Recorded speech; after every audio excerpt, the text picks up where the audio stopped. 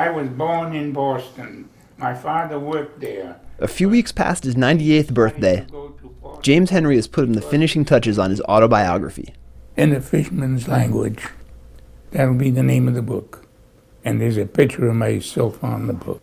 It's a tale of hard work as a lobster boat captain, a professional boxer, and a National Guardsman. A life story made even more memorable by a secret he kept from his family for years. He was actually 93 years old when we found out. I remember him saying, I want to get my high school diploma. Well, that wasn't so much of a shock because I knew he didn't have that. But then in the course of that conversation, he came out and said, I don't know how to read or write. After all these years, I was so ashamed of myself that I couldn't bear. I never even tell these kids anything. I wouldn't tell them why I was so ashamed. He didn't want us to tell anyone he was illiterate, but it was okay to talk about him wanting a GED.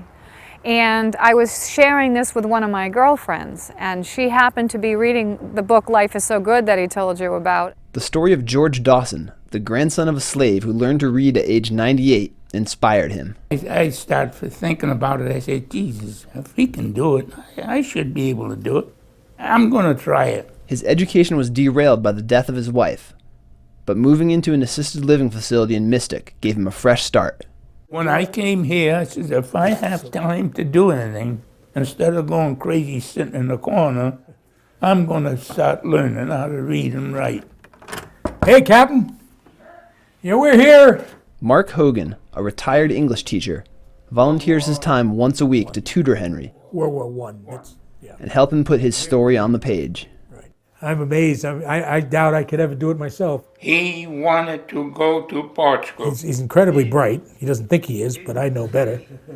Resourceful, funny.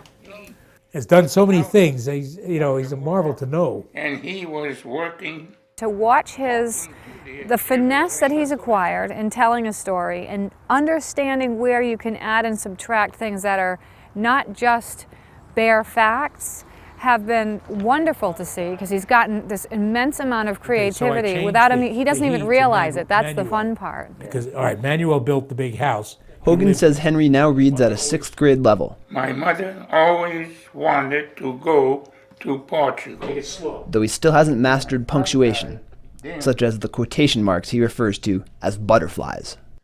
I want to learn good enough to write myself a letter to someone. My nephew's waiting for me to write to him. He says, don't call me no more.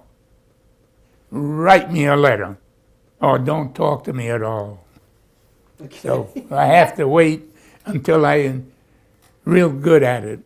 I want to put all those butterflies here and there myself too, but I don't think I'll ever get to that point.